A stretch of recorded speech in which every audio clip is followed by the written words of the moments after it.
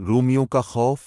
حضرت خالد بن ولید مجاہدوں کو ترغیب دے کر جنگ میں مصروف تھے کہ ایک بھاری جسم اور طاقتور قد و قامت والا رومی رئیس گبر ان پر ٹوٹ پڑا۔ پہلے اس نے تلوار کا وار کیا، لیکن حضرت خالد بن ولید نے اس کا وار خالی پھیر کر اپنی ڈھال پر لے لیا۔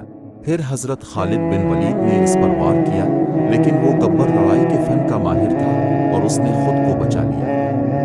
حضرت خالد بن ولید اور اس گبر کے درمیان شدید تلوار بازی ہوتی رہی۔ دونوں نے تلوار زنی کے جوہر دکھائے۔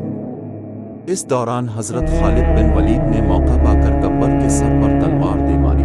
تلوار لوہے کے خدو سے ٹکرائی اور ایک شدید جھٹکا لگا۔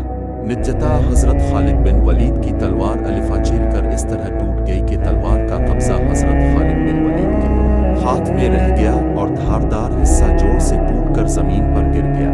یہ دیکھ کر گبر کی جرت بڑھ گئی اور اس نے حضرت خالد بن ولید کے متعلق یہ سوچا کہ انہیں شہید کر کے پورے ملک میں اپنی بہادری کا ڈنکا بجا دوں۔ لہذا وہ اپنی تمام طاقت کے ساتھ حضرت خالد بن ولید پر تلوار کا وار کرنے آگے بڑھا، لیکن حضرت خالد بن ولید نے اپنے گھوڑے کو ایڑی مار کر اس طرح کودا کہ حضرت خالد بن ولید کا گھوڑا گبر کے گھوڑے سے ٹکرایا۔ گبر کچھ سوچے اور سمجھے اس سے پہلے کہ حضرت خالد بن ولید نے اپنے جسم کو گبر کے جسم سے چمٹا لیا اور گبر کو اس کے گھوڑے سے کھینچ کر اپنے دونوں ہاتھوں کی گرفت میں لے لیا اور ایسا دبایا کہ اس کی پسلیاں ٹوٹنے لگیں۔ گبر زور زور سے چیخنے لگا۔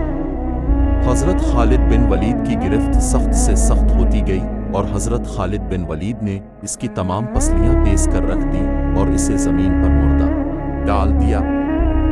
گبر کی تلوار سے ہی اس کا سر جدا کر دیا گیا۔ تمام رومی اور مجاہدین حضرت خالد بن ولید کا یہ کارنامہ حیرت و تعجب سے دیکھتے ہی رہ گئے کہ بھاری جسم و قد و قامت والے مسلح گبر کو حضرت خالد بن ولید نے اس طرح پیس کر رکھ دیا جیسے چکی گندم پیس دیتی ہے۔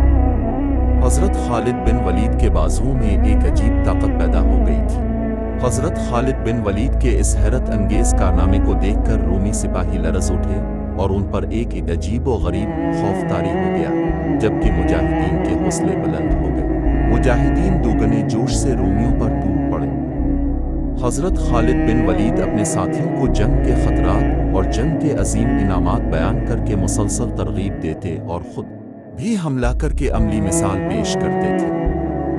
حضرت خالد بن ولید نے اپنے ساتھیوں کے ساتھ رومیوں پر شدید حملہ کر کے رومیوں کو دائیں بائیں بکھیر دیا۔ رومیوں کی صفیں الٹ کر رکھ دی اور لاشوں کے ڈھیر لگا دیے۔ حضرت خالد بن ولید نے اس کوشش سے شمشیر زنی کی کہ رومیوں کے خون کے فوارے الفانے لگے اور حضرت خالد بن ولید خون سے نہا گئے۔ حضرت خالد کا جسم خون سے شرابور ہو گیا اور ان کی زنا سے بھی خون کا بہنے لگا۔ حضرت خالد بن ولید ارغوان کے پھول کی طرح سبز نظر آتے تھے۔ رومیوں پر ان کی ہیبت ایسی چھا گئی تھی کہ حضرت خالد بن ولید جنگ میں جس طرف اپنا رخ کرتے، رومی اپنی جان بچانے کے لیے جگہ چھوڑ دیتے۔ حضرت خالد بن ولید کے جوش و خروش کو دیکھ کر اسلامی لشکر کے سپہ سالار حضرت ابو عبیدہ نے پکار کر کہا، اے ابو سلیمان، بے شک تم نے ران خدا میں جہاد یعنی جدوجہد کا حق ادا کر دیا۔